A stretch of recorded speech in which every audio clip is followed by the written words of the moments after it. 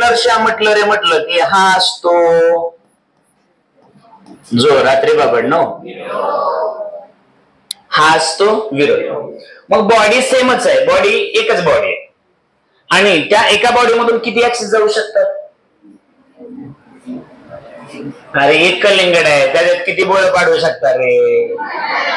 हा, मग तिथं उत्तर देता तुम्ही. किती गावठी बोलले, गावठी उत्तर देता, पण टेक्निकल एक बॉडी आहे त्याला ऍक्सिस ऑफ रोटेशन किती असते?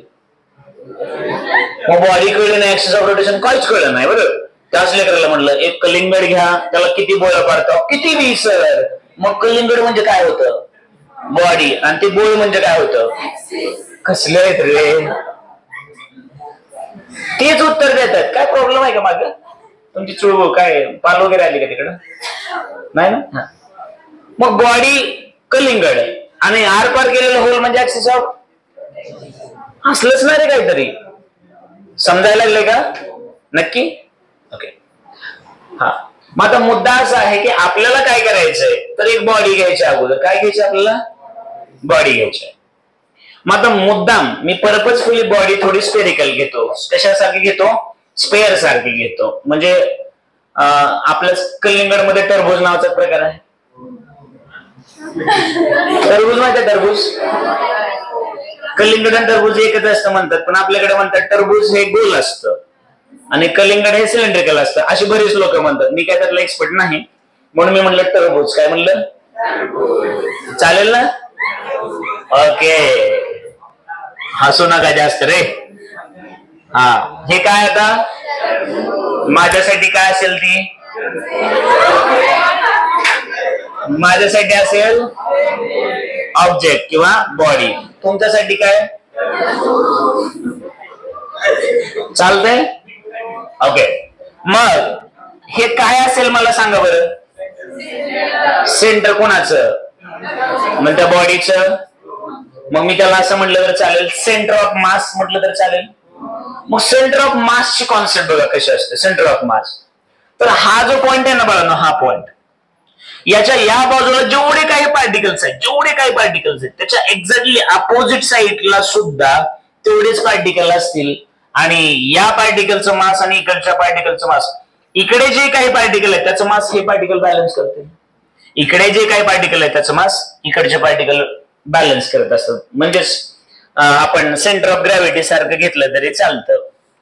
म्हणजे थोडक्यात समजा आपण असं म्हटलं की आपण या ठिकाणी या पार्टिकलचं टोटल मास आहे किंवा ग्रॅव्हिटी आहे असं दाखवलं तरी चालतं.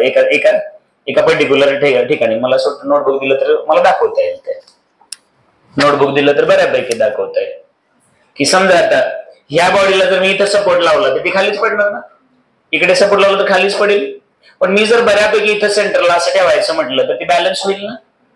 बरोबर आहे की नाही?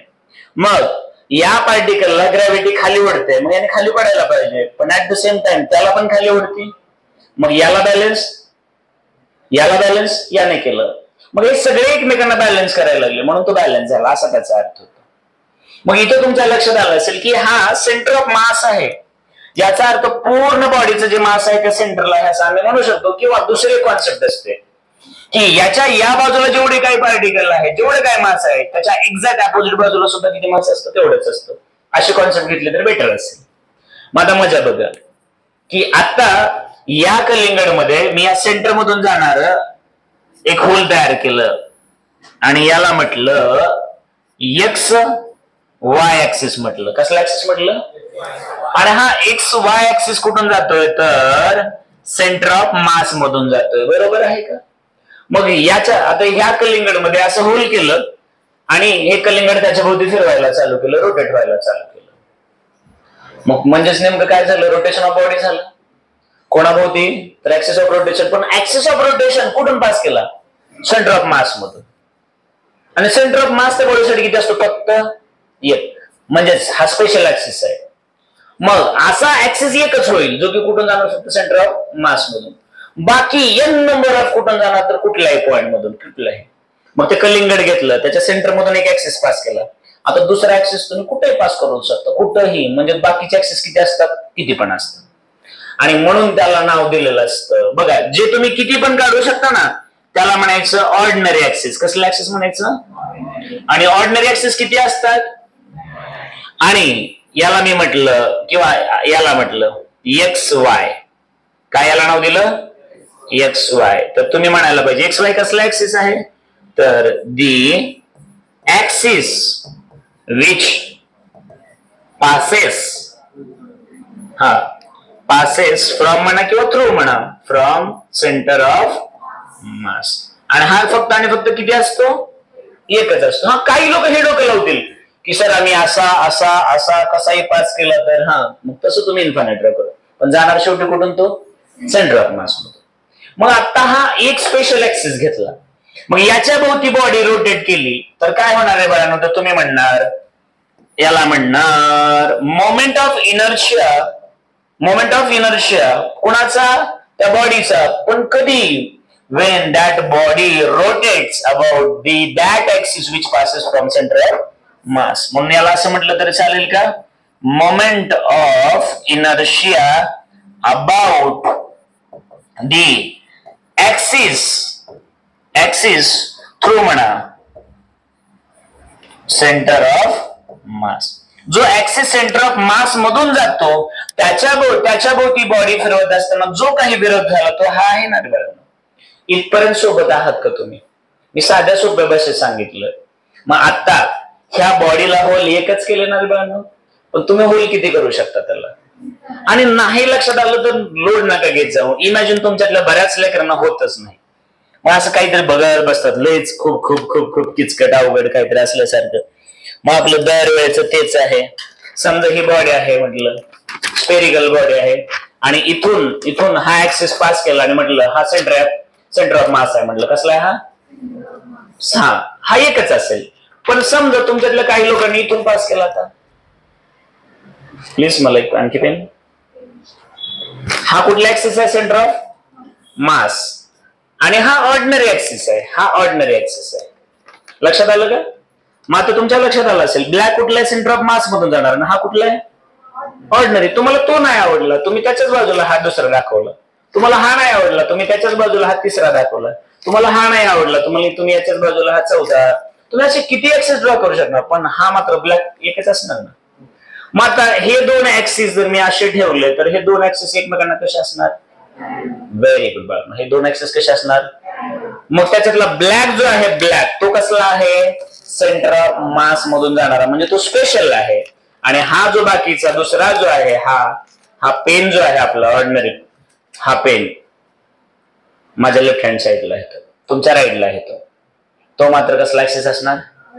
मग ऑर्डिनरी ऍक्सिस कितीही असतील, कितीही, हा मात्र एकच आहे. आणि हे दोन ऍक्सिस एकमेकांना कसे आहेत?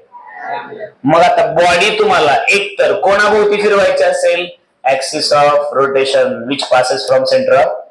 नसेल तर तुम्हाला कोणाभोवती फिरवायचे आहे? तर तुम्हाला त्या ऑर्डिनरी ऍक्सिस सोबत फिरवायचे. मग एवढा सगळा अभ्यास केल्यानंतर आपल्या एक लक्षात येतं की बॉडी रोटेट करत असताना बॉडी तर सेमच आहे, तिथं मास फिक्स आहे, पण बॉडी कोणाभोवती रोटेट करायची याच्यानुसार विरोध असतो. आणि मी परफेक्ट एक्झाम्पल तुम्हाला दरवाजाचं सांगितलं होतं. दरवाजा तोच आहे, ऍक्सिस ऑफ रोटेशन तिथंच ठेवला, फक्त हँडल जरी बदललं तरी आपण बदलतो की नाही? हा. मग आता हा तर फिक्सच ठेवला. आता हा ऍक्सिस कुठे आहे त्याच्यानुसार याच्या भोवतीचा विरोध असतो. मग आता मी आणखी एक ऍक्सिस ड्रॉ केला, इथं असा ड्रॉ केला, आणि या पॉइंटला नाव दिलं ओ म्हटलं. कसला पॉइंट म्हटलं? ओ कशासाठी लिहिलं असेल सांगा बरं मी? Very good. ओ दिलेला असेल मी ऑर्डिनरी. ओ कशासाठी असेल? ऑर्डिनरी ऍक्सिस आहे. आणि असे मी किती ड्रॉ करू शकतो? Very good bad axis. आणि हे मी इन्फानाइट ड्रॉ करू शकतो. मग मी म्हटलं हे मी असं केलं तर काय असेल बरं मला सांगा? मोमेंट ऑफ इनर्शिया म्हणजे बॉडीचा विरोध. कधी? जेव्हा बॉडी मी कोणाभोवती फिरवत असेल, या एक्स वाय सोबत फिरवत असेल का स्मॉल एबी भोवती फिरवत असेल का एक्स वाय भोवती फिरवत असेल. म्हणजे जेव्हा मी बॉडी कोणाभोवती फिरवतो? एबी. बरोबर आहे की नाही? मग मी याला असं म्हटलं तर चालेल moment of inertia about the AB axis किंवा ऑर्डिनरी ऍक्सिस. चालेल का रे बाळांनो? मग आता इथपर्यंत लक्षात आलं असेल तर एबी ऍक्सिस आणि एक्स वाय ऍक्सिस एकमेकांना कसे दाखवलेत मी? Very good. मग आता मी या पूर्ण बॉडीमध्ये, या पूर्ण कलिंगडामध्ये किती पॉइंट्स असतील, किती पार्टिकल्स असतील? जोरात. मग मी कुठल्या तरी एका पार्टिकलचा तुम्हाला मोमेंट ऑफ इनर्शिया दाखवलं, एका पार्टिकलचा, तर तसं तुम्हाला सगळ्या पार्टिकलचा कॅल्क्युलेट करून पूर्ण बॉडीचा मिळेल ना. म्हणजे मुद्दा काय आहे, मी अगोदर कोणाचा ड्रॉ करायला पाहिजे? एका कणाचा, एका पार्टिकलचा. तर चला आपण याच्यात एक मी कुठला तरी एक पार्टिकल निवडला, चालेल का? या पार्टिकलला पहिला पार्टिकल म्हटलं, चालेल का रे बाळांनो? आणि ह्या सगळ्या सगळ्या सगळ्या सगळ्या सगळ्या पार्टिकलला, हे सगळे पार्टिकल एकमेकांना जोडून असतात ना. फळ कुठलंही बनताना मला एक सांगा, आपण थोड्या वेळासाठी असं केलं, डाळिंब माहिती आहे? डाळिंबाचे मला असं वाटतं ते जे दाणे आहेत ते वेगवेगळे असतात ना, डिस्क्रीट डिस्क्रीट डिस्क्रीट. पण तुम्ही जर कलिंगड घेतलं, कलिंगड सगळे एकत्रच असतं ना. मग आता मी तर कलिंगड म्हटलंय, तर सगळे पार्टिकल एकमेकांना पकडून आहेत ना. हा, मग त्याच्यातला हा एक छोटासा तुकडा आहे, याला बाजूला सगळे तुकडे एकमेकांच्या अटॅच मध्येच आहेत. मग जर मला ऍडिशन घ्यायचं असेल तर मला इंटिग्रेशन घ्यावं लागेल, एवढं तर कळतं ना. मग या छोट्या पार्टिकलचं मास मी घेतलं dm, डेल्टा एम घेतलं, खूप खूप थोडं मास. मग आता ह्या पार्टिकलला नाव दिलं P1. आता हा पार्टिकल या ऍक्सिस पासून कुठे आहे हे बघण्यासाठी मला त्याच्याबरोबर एक शॉर्टेज डिस्टन्स ड्रॉ करावा लागेल. आणि मला जर याच्या भोवती फिरवायचं असेल, आणि मला जर याच्या भोवती फिरवायचं असेल, तर मला याच्यापासून एक शॉर्टेज डिस्टन्स ऍड करावं लागेल. मी काय केलं कळलं का? मग याला मी समजा मी नाव दिलं काहीतरी R1 म्हटलं समजा, आणि या मोठ्याला नाव दिलं, आणि या दोन्हीमध्ये जे डिस्टन्स आहे परपेंडिक्युलर, याला म्हटलं स्मॉल h म्हटलं. काय म्हटलं? आणि हे पुढे मी dash dash dash dash dash dash dash असं एक्सटेंड केलं, वाढवलं. का वाढवलं? तर मला जॉमेट्रिकल कन्स्ट्रक्शन करायचं म्हणून वाढवलं, दुसरं काय. आणि याच्यापासून मी इथे एक परपेंडिक्युलर ड्रॉ केली. काय केलं ड्रॉ? मग OC याला नाव दिलं P1, तसं याला नाव काहीतरी देऊया, D नाव देऊया का? मग मला सांगा, हे R1 कळालं, R2 कळालं, हे कळालं, ते सगळं सगळं तुम्हाला अंतर कळालं. आता मला मोमेंट ऑफ इनर्शिया कोणाचा काढायचा रे बाळा? या छोट्या पार्टिकलचा. असे पार्टिकल याच्यात किती असतील? इन्फिनिट. मग एकाचा काढला की मला सगळ्या दुनियाचा काढता येईल ना. म्हणून माझं लक्ष कोणाकडे असेल तर एका कणाकडे असेल. बरोबर आहे का? स्ट्रॉंग मॅथमॅटिक्स, डेरिव्हेटिव्ह, इंटिग्रेशन म्हणजे कॅल्क्युलस वापरायचं, कॉन्सेप्ट वापरायचं, जीव होतावाच लागतो. इथं कुठे ह्याला असं म्हणतात आणि असं लक्षात ठेवायचं नाही रे तसं. आणि तुम्हाला पिक्चर मधली हिरो लोक आवडतात. हिरो लोक का आवडतात? तर ती खूप खूप एकटा माणूस असतो, दुसऱ्याचे 100 लोक असतात, त्यांना मारतो तो. सगळ्यात अवघड अवघड काम तो करतो, म्हणून तुम्हाला हिरो आवडतो. कुठल्याही मूवी मधला हिरो जो आहे, हिरो ती सोपी कामं कधीच करत नाही बघा, सगळी कामं काय करत असतो? अवघड. आणि तुम्हाला तो हिरो आवडतो. आणि तुमच्या रिअल लाईफ मध्ये जर बघायला गेलं ना, तुम्ही इतके इतके इतके ह्याच्यासारखे ना 2 तोंडे असणार आहेत. तुमची लाईफ खूप भारी आहे. ते नाही का मी नेहमी म्हणत असतो, 3 इडियट्स पिक्चर बघितला म्हणतात. त्या 3 इडियट्स मध्ये तुम्हाला काय आवडलं? त्यात 2 कॅरेक्टर आहेत. एक कॅरेक्टर फक्त समजून घेत असतं आणि दुसरं कॅरेक्टर फक्त पाठ करत असतो. म्हणजे समजून घेतं ते दिलंय आमिर खानला, आणि जे पाठांतर करतं कंटिन्यू त्याला ते त्या मूवी मध्ये चतुर नाव दिलं, तो आपला मराठी ऍक्टर आहे. आणि मग तुम्हाला जर म्हणलं नाही, तुम्हाला त्या मूवी मधलं काय आवडलं, कुठलं कॅरेक्टर आवडलं, तुम्ही म्हणता आमिर खानचं आवडलं. आणि तुम्ही असता कोणासारखे? हे तुमचं वागणं आहे. तुम्हाला आवडतो तिथं आमिर खान, पण तुम्ही असता कोणासारखे? चतुर सारखे. हेच खरं आहे बरं का. हे म्हणून 4 वेळा समजावून सांगावं लागतं की आता इथं आल्यानंतर काही लोक म्हणतात, काय बापरे कलिंगडामधला एक तुकडा आहे हा कळला. मग हा तुकडा ह्याच्यापासून एवढ्या अंतरावर आहे. कुठला पासून? XY पासून, म्हणजे सेंटर ऑफ मास पासून. आणि या ऑर्डिनरी ऍक्सिस पासून एवढ्या अंतरावर होते. आणि हे स्ट्रेट ड्रॉ केलं कारण ते डिस्प्लेसमेंट असेल, परपेंडिक्युलर अंतर असेल. मग इथपर्यंत कळाल्यानंतर आता चालू होतो मोमेंट ऑफ इनर्शिया शोधायला. मग मला मोमेंट ऑफ इनर्शिया कोणाभोवती शोधायचं? तर मी म्हटलं मला मोमेंट ऑफ इनर्शिया शोधायचं या ऑर्डिनरी ऍक्सिस वर. मग मी म्हटलं since moment of inertia about ordinary axis is equal to. आता तुमच्याकडे 2 ऑप्शन आहेत, एक तर समेशन वापरलं असतं किंवा इंटिग्रेशन वापरलं असतं. बरोबर आहे की नाही? पण इथं सगळे कणी एकमेकांना चिटकून आहेत, म्हणजे कंटिन्यू ऍडिशन करावं लागेल. आणि कंटिन्यू ऍडिशन करायची म्हणून मला काय वापरावं लागेल? जर प्रत्येक तुकडा वेगवेगळा असता, जसं तुमच्या गळ्यामध्ये माळ आहे समजा, ते मणी प्रत्येक वेगळं आहे ना, तर तुम्ही काय केलं असतं, सम वापरलं असतं, समेशन. असं केलं का नाही रे बाबा? नो केलं नसलं? 10वीला असतं बरं का असलं. हे तुम्हाला आठवतं का नाही? तो भाग वेगळा आहे. सिरियसली.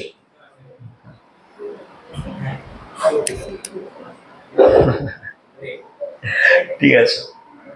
नाही नाही, मला कधी कधी गाडवे सरांचे काही शब्द मध्येच आठवतात. तुम्ही असं बसलेलो असतो अशोक माग, आता आमचा इस्माईल असं बसला असं. मग आता पुढे फॉर्म्युला काय येणार रे?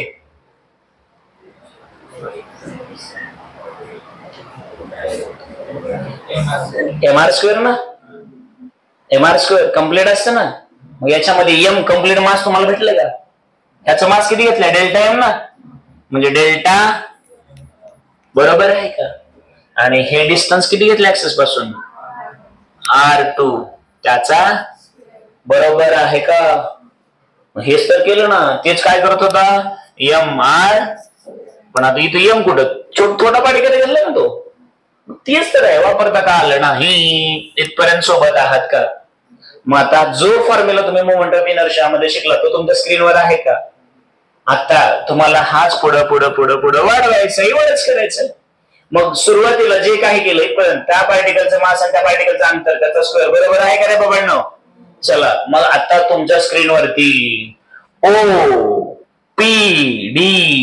चला आता परत जायचंय 9वीला. काय रे बाबांनो, हे R2 म्हणायचंय, याला O म्हणायचंय म्हणे, याला D म्हणायचंय आणि याला P1 म्हणायचंय. झाला का ट्रायंगल? पण मध्येच काहीतरी आलंय ना, त्याला नाव दिलं तुम्ही C. बरोबर आहे. आणि हा कसला आहे? तर राईट अँगल. मग हा R2 म्हणजे हायपोटेन्यूस असेल ना. मग मला असं वाटतं R2 चा स्क्वेअर म्हणजे बेसचा स्क्वेअर प्लस हाईटचा.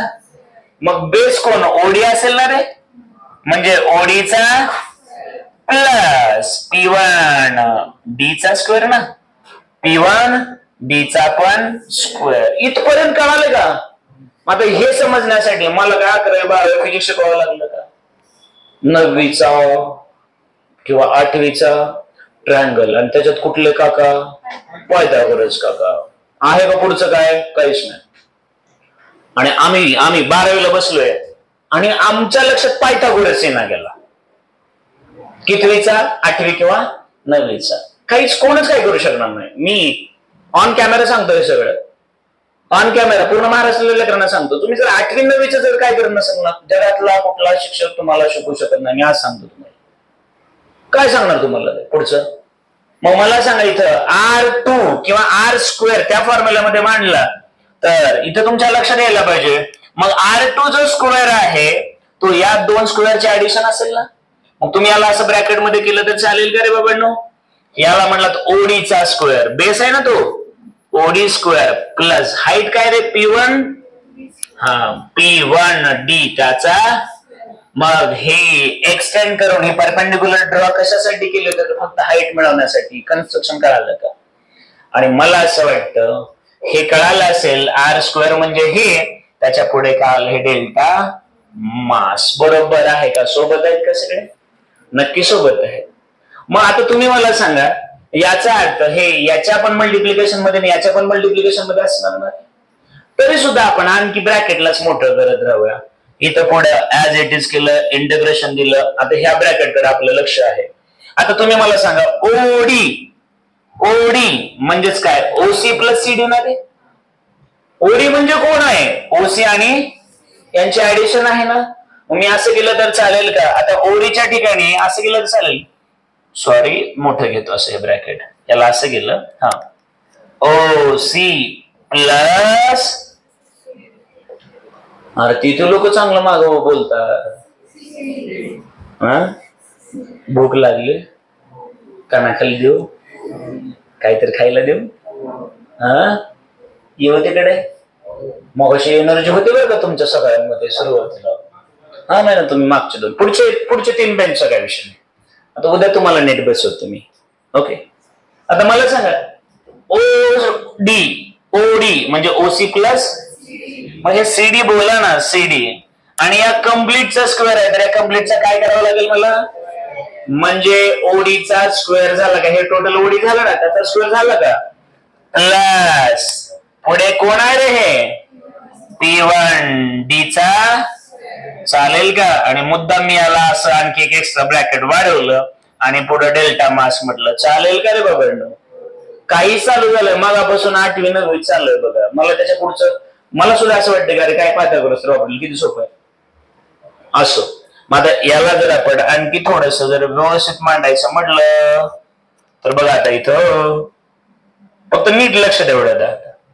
आता तुम्ही मला सांगा रे, परत त्या कुठं बघा आयडेंटिटीज 7वीला असतात का आयडेंटिटीज, ए प्लस बी ब्रॅकेटचा स्क्वेअर काय असतो, भारी वाटलं मला, ए स्क्वेअर बरं प्लस बी स्क्वेअर प्लस, व्हेरी गुड बाळांनो, असलंच असतं ना. आता इथं ए म्हणजे कोण आहे, ओसी, बी म्हणजे कोण आहे, सीडी. मग असं केलं तर चालेल का रे बाबांनो, हा very good, OC plus CD plus 2 into OC into वा काठी वाटी एक, झालं ना, झालं ना. आता मग या स्क्वेअर मध्ये हे सगळं झालं ना का, परत 2 लिहा आणखी, मग मला घरी जाऊन बसावं लागेल, बरोबर आहे. बरं पुढे P1 D1 त्याचा, आणि हे मोठं ब्रॅकेट केलं आणि याला डेल्टा मास केलं तर चालेल का. आता थोडस मलाही प्रॉब्लेम होतो, पण आता याला इथंच घ्यावं लागेल, तर पुन्हा तुम्हाला काहीच आठवत नसतं. मग इथपर्यंत सगळे सोबत आहात का रे बाबा, ओके. आणि थोडस आणखी शक्ती इकडे करतो, कारण ती डायग्राम तुम्हाला तिथं पण अशी दिसायला पाहिजे. ही दिसते ना डायग्राम आता, मग त्या ऍक्च्युअल ऑब्जेक्टची गरज नाही ना आपल्याला. चल आता याच्या खाली परत एकदा घेऊया एकदा. आता तुम्ही शांत डोक्याने बघा बरं की बाळांनो, हा R2 आहे तर हे मधला R1 होतं ना रे. आता मला सांगा छोट्या ट्रायंगल साठी म्हणजे CDP1 ह्या ट्रायंगल साठी, या छोट्या बरं, हा ज्याच्यासाठी C आहे, P1 आहे आणि हा कोण आहे, म्हणजे हा R1 होता ना रे, हे खाली CD आहे आणि हे काय आहे P1, आणि हा कसला ट्रायंगल आहे, म्हणजे परत इथे एकदा पायथागोरस वापरायला. आता तुम्ही मला सांगा तुमच्याकडे काय आहे, तर मला असं वाटतं CD बेस आहे, CD कोण आहे, बेस आहे, P1D कोण आहे, तर हाईट आहे. आता उलट जाऊया, तुमच्याकडे बेसचा स्क्वेअर आहे, हाईटचा स्क्वेअर आहे. बेसचा स्क्वेअर हाईटचा स्क्वेअर म्हणजेच हायपोटेनसचा स्क्वेअर असतो ना. मग मी असं लिहिलं तर चालेल का. आता मी काय करतो फक्त बघा, मी याला आणि याला आता सगळ्यांमध्ये ऍडिशनच राहिली ना, आता ब्रॅकेट नाही लिहिलं तरी चाललं असतं ना. हा तरी पण मी ऍडजस्टमेंट कशी करतो बघा. आता इंटिग्रेशन याच्यामध्ये मी मुद्दाम असं केलं, काय करतो ते बघा. आता इथं या ओसी स्क्वेअरला असं ठेवलं, ओसी स्क्वेअर बाजूला ठेवलं, प्लस हा जो बेस आहे सीडी स्क्वेअर आणला, प्लस इकडचा इथं आणून ठेवला P1D चा, आणि याला एक छोटं ब्रॅकेट मुद्दाम केलं, आणि प्लस हे 2 इंटू ओसी इंटू सीडी केलं, हे ब्रॅकेट कंप्लीट केलं, हे डेल्टा. चालेल का रे सोनांनो. आता मला सांगा, या base square plus height square म्हणजे हायपोटेनस असतो ना. मग या दोघांच्या ठिकाणी R1 चा स्क्वेअर होईल का नाही. अरे दोघांची म्हणून काय किंमत आहे, हायपोटेनसचा.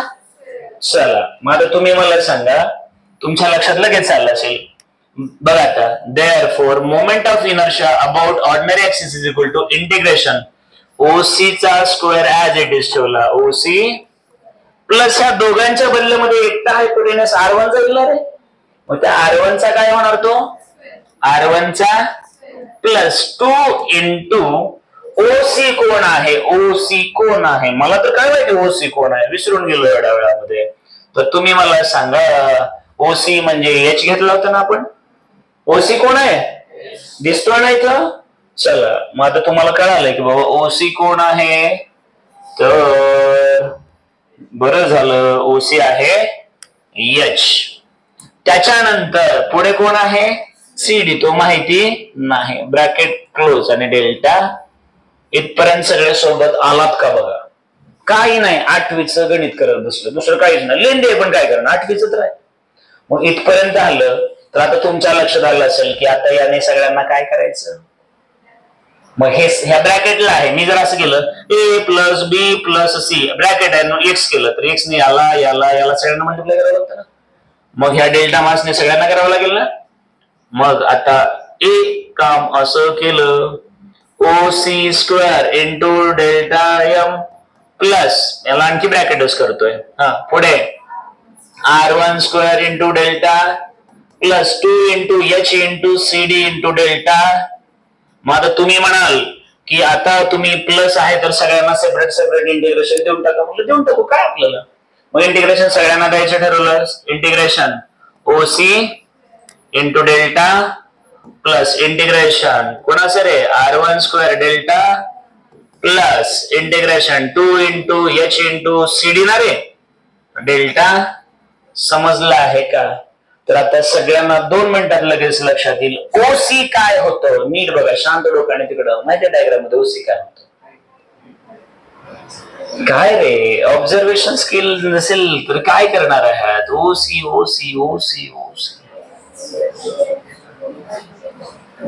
ओसी काय आहे. ओसी चला तसं हे करता रे तुम्ही. हा मग आता मला सांगा इकडं एकदम व्यवस्थितपणे बघा. आता तुमच्या लगेच लक्षात आलं असेल. आता ओसी तुमच्यासाठी 2 पॅरलल ऍक्सिस मधलं अंतर यायचं आहे ना. मग मला असं वाटतं मी 7वीला गेलो 6वीला गेलो आणि तिथे आम्हाला कोणीतरी सांगितलं होतं 2 पॅरलल लाईन मधलं डिस्टन्स कधी बदलतं का. अरे बाबा ह्या 2 पॅरलल लाईन आहेत, इथं अंतर एच आहे तर इथं किती असेल एच, इथं किती असेल. मग एच कधीच बदलत नाही म्हणजे एच कसा असेल. म्हणजे याचा अर्थ हे ओसी म्हणजेच एच स्क्वेअर म्हणजेच ओसी एच आहे ना. ते कसं व्हॅरिएबल आहे का कॉन्स्टंट आहे. मग कॉन्स्टंट इंटिग्रेशन मध्ये राहतो का बाहेर येतो. का बरं बाहेर येतो. कारण इंटिग्रेशन बदलणाऱ्या क्वांटिटीचा अभ्यास करतं, न बदलणाऱ्याचा करत. मग एच कुठे बदलला का तुमचा नाही. मग एच कुठे येणार. मग तुम्हाला माहित आहे ओसी स्क्वेअर म्हणजे एच स्क्वेअर बाहेर येणार बाळांनो. आणि इंटिग्रेशन कोणाचं होईल डेल्टा एम च. लक्षात आलं आहे का. प्लस R1 काय आहे बाळांनो. R1 काय आहे. हायपोटेन्यूज पण कुणाचा मोठ्याचा का छोट्या सर्कल छोट्या ट्रायंगलचा छोट्याचा. मग तुम्ही समजून घेतलं नाही डायग्रामला परत तीच अडचण आहे आमची. तुम्ही डायग्राम समजून घ्या. R1 काय आहे रे सोन्यांनो. तर नीट बघा ना. R1 या छोट्या P1 पार्टिकलचं अंतर आहे कोणापासून तर या पहिल्या ऍक्सिस पासून. बरोबर आहे की नाही. अरे कळलंय का. म्हणजे distance of P1 particle from that axis which passes from centre of mass. Centre of mass मधून तो ऍक्सिस किती लांब आहे त्याचा अंतर कोण आहे R1 आहे. बरोबर आहे का. आणि मग आता तुम्हाला माहित आहे तू फिरत राहत असताना त्या पार्टिकल साठी तो फिक्स असेल ना. बरोबर आहे की नाही. ओके तरी सुद्धा आपण आता थोडं पुढे जाऊया. नीट बघा रे बाबांनो. इथपर्यंत सोबत आलात कमीत कमी. कुठं गेलो इथं आलो ना आपण. चला आता याच्याकडे थोडस व्यवस्थितपणे बघा की हे तुम्हाला कळालंय. मग आता इथं मला सांगा तो पार्टिकल. आता मी याच्यासाठी थोडस स्पेशल घेणार आहे बाजूला घेतो थोडस आणि ह्याच्यासाठी परत बाजूला. हे पहिलं तुम्हाला कळालं ना. नक्की कळालं. मग आता थोडस एक्स्ट्रा पुढच्या पेज वरती जाऊया. मला सांगायला मला ही ती बॉडी आहे समजा आणि तो सेंटर मधून जाणार ऍक्सिस हा पार्टिकल आहे. याचा मास आहे डेल्टा एम आणि हे डिस्टन्स आहे R1. आता दुसरा जर पार्टिकल इकडे घेतला दुसरा डेल्टा एम तर हे अंतर बदलेल ना रे. मग असं सगळ्यांचं करत गेलो तर आम्हाला या ऍक्सिस भोवतीचा मोमेंट ऑफ इनर्शिया भेटत असतो ना. बरोबर आहे का नाही. म्हणजे याचा अर्थ हे काय आहे बाळांनो तर त्या पार्टिकलचं मास आणि त्याच्या डिस्टन्सचा स्क्वेअर. दुसरा पार्टिकल घेतला तर त्याचा मास आणि त्याच्या डिस्टन्सचा म्हणजेच हा असणार moment of inertia about the axis which passes from centre of. बरोबर आहे का. प्लस हे 2 कॉन्स्टंट ना रे एच कॉन्स्टंट ना रे आणि हे C D into delta M. बापरे कसं होईल. आता चुळबुळ करा की जरा. आता एवढे थंडगार आहेत ना जागेवरती. काही नाही रे, एक इंटिग्रेशन वापरलंय ना 8वी 9वीच सगळं गणित वापरायला. तरी सुद्धा सोन्यानो, जर तुम्हाला वाटलं आपण डबल घेऊया, काही नसतं हे. तुम्हाला कुठली गोष्ट अवघड वाटली हे फक्त तुम्हाला माहित आहे. आणि मी ऍज अ टीचर मी म्हणतो काय रे 7वी 8वीचं ट्रायंगल एक घेतोय आणि 11वीचं कॅल्क्युलस घेतोय, एवढंच मला माझ्या अँगलला काय लय सोपं आहे. पण तुम्हाला नेमकं काय अवघड झालं हे तुम्हालाच माहिती असतं. तरी सुद्धा ठीक आहे, डबल घेतायत. 2 मिनिटं थांबा. आता याच्यामध्ये काही लेकरं म्हणतील हे कळलेलं नाही, नो प्रॉब्लेम, डबल सांगतो, काय विषय नाही. पण 2 आणि एच तर कॉन्स्टंट आहे, इथपर्यंत कळालं का? परत सांगता येईल, काय विषय नाही. इथपर्यंत आलात का? आता सगळ्यांना माहित आहे एच स्क्वेअर, अंतर फिक्स होतं त्याचा स्क्वेअर. आता इंटिग्रेशन ऑफ डेल्टा एम किती होईल मला सांगा बरं. ही बॉडी आहे ना, ह्या पार्टिकलचं मास डेल्टा एम आहे ना, मग इंटिग्रेशन ऑफ डेल्टा एम म्हणजेच असे जे सगळे सगळे सगळे सगळे सगळे सगळे पार्टिकल आहेत त्या सगळ्यांच्या मासची बेरीज ना. म्हणजे काय येत असेल ते एम म्हणजे काय, कुणाचं? पूर्ण बॉडीचं टोटल होईल ना. आता तर डोक्यात घुसलं ना. मग इंटिग्रेट सगळ्या पार्टिकलला काय करायला, ऍड करायला ना. मग सगळ्यांना ऍड केलं तर त्याचं टोटल मास असेल ना. हा, म्हणजे याचा अर्थ याचा इथं कॅपिटल एम येईल ना बाळांनो, प्लस हा मोमेंट ऑफ इनर्शिया कोणाभोवतीचा, तर त्या ऍक्सिसचा, जो कुठून जातो, हा 2 ला 2 एच ला एच आणि integration CD into delta M. आता शांत डोक्याने बघायचं, सीडी डेल्टा एम एकदम व्यवस्थितपणे बघायचं. मी काय समजून सांगणार आहे ते इकडे बघा रे बाबा. ही बॉडी आहे, ओरिजिनल नीट बघा. तुमची जी पहिली डायग्राम काढली, तुमचं सी आणि डी हे अंतर होतं ना, आणि डेल्टा एम म्हणजेच त्या छोट्या पार्टिकलचं, कुठला पार्टिकल आता तो पार्टिकल इथे आहे ना. आता शांत डोक्याने एकदम व्यवस्थित समजून घ्यायचं. ही सगळ्यात महत्वाची कॉन्सेप्ट आहे. इथं तुम्हाला मोमेंट्स समजून घ्यायचं आहे. काय समजून घ्यायचं आहे? मोमेंट्स काय असतो, मोमेंट्स काय असतो हे नीट समजून घ्यायचं. एकदम शांत डोक्याने समजून घ्यायचं. कारण इथं आलेला आहे मोमेंट. कसा मोमेंट आला ते बघा. हे आहे डिस्टन्स आणि हे काय आहे, मास. ही आहे लेंथ आणि हे काय आहे, अरे डेल्टा मास म्हणजे काय, मास ना. आणि सीडी म्हणजे काय, लेंथ आहे ना. मग आता इकडे नीट समजून घ्या बाळांनो. इकडे बघा, आता समजा हा एक पार्टिकल आहे आणि इथं एक ऑब्जेक्ट, सॉरी एक पार्टिकल, हा सेंटर ऑफ मास आहे. इथे एक पार्टिकल आहे, याचं मास आहे 1 ग्रॅम. किती मास म्हणलं मी? आणि हे डिस्टन्स आहे समजा 1 सेंटीमीटर. किती? हा. मग आता मला सांगा, मी म्हटलं लेंथ इंटू मास, काय म्हटलं मी? तर मास असतं स्केलार आणि हे परपेंडिक्युलर डिस्टन्स, हे कसं असेल? मग मास आणि लेंथ याच्यापासून काय तयार होणार आहे आपल्याला एक, अरे डोक्यात घुसलंय का? मास स्केलार इंटू वेक्टर ना. हा, मग परत एकदा बोलतो. ह्या सेंटर ऑफ मास पासून हे आहे डिस्टन्स, समजा मी घेतलं एल आणि याचं मास आहे एम. तर लेंथ होणार वेक्टर आणि मास होणार, आणि यांचा गुणाकार आम्हाला काय भेटणार? तर मजा बघ. आता या पार्टिकलचा एक्झॅक्ट अपोजिट बाजूला 1 ग्रॅमचा पार्टिकल असेलच ना. का असेल कोण सांगेल मला? कारण ह्याला आम्ही काय समजलंय, सेंटर ऑफ. याचा अर्थ इकडे जेवढे पार्टिकल तिकडे पण बॅलन्स करायला तेवढेच ना. मग याचं जर डिस्टन्स आहे 1 सेंटीमीटर, इकडे सुद्धा किती आहे?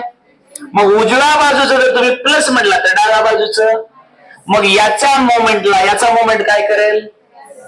मग याच्या मोमेंटला याचा मोमेंट काय करेल? मग याच्या मोमेंटला याचा मोमेंट काय करेल? याच्या मोमेंटला याचा मोमेंट काय करेल?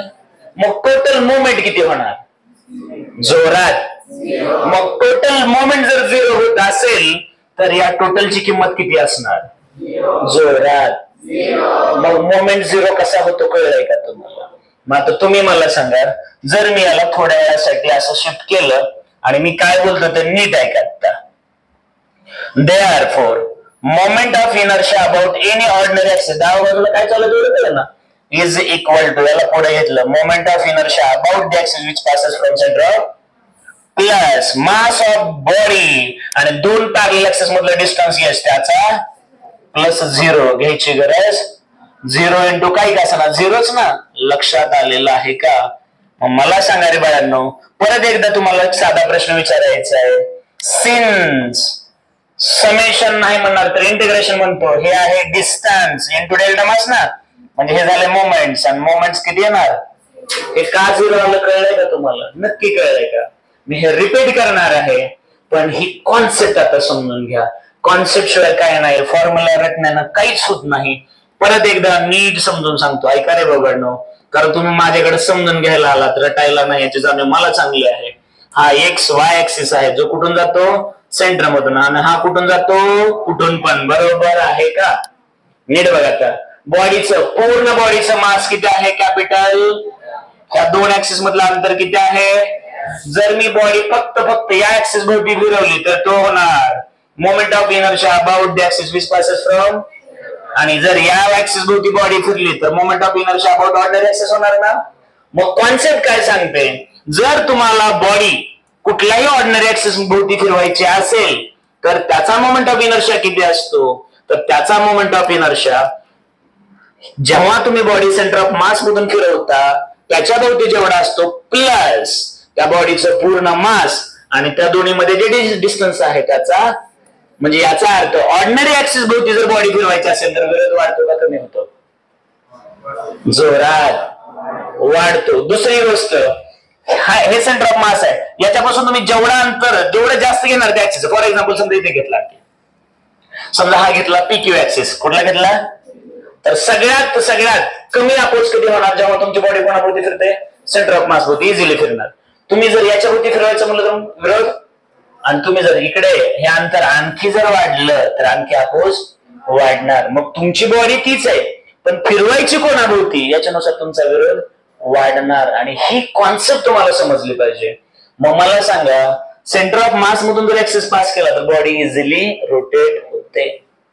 म्हणून जे काही जॉमेट्रिकली प्रॉपर शेप मध्ये ऑब्जेक्ट असतात त्यांचा ऍक्सिस बघायचं. मॅक्झिमम टाइम कुठून असतो? सेंटर ऑफ मास मधून. मग तुम्ही रिंग घेतली तर कुठे असतो? डिस्क घेतली तरी कुठे असतो? तुम्ही सिलेंडर घेतला तरी कुठे असतो? तुम्ही बघितलंय ना. मग हे तिथून समजून सांगायचंय. आणि बघा, मेकॅनिक्सचं ज्ञान आहे आणि तुम्हाला सगळं आज जे ऑटोमेशन दिसतं जगामध्ये हे मेकॅनिक्सचेच देण आहे ना. आज आपल्या डोक्यावरती जो फॅन आहे त्याचा ऍक्सिस त्याच्या सेंटरलाच आहे ना. सेंटर मधून जातो ना फॅनचा ऍक्सिस. फॅन कशाभोवती फिरतोय दिसतं ना तुम्हाला. हेच आम्हाला समजून किंवा ओरडून सांगायचंय. तर वेळ किती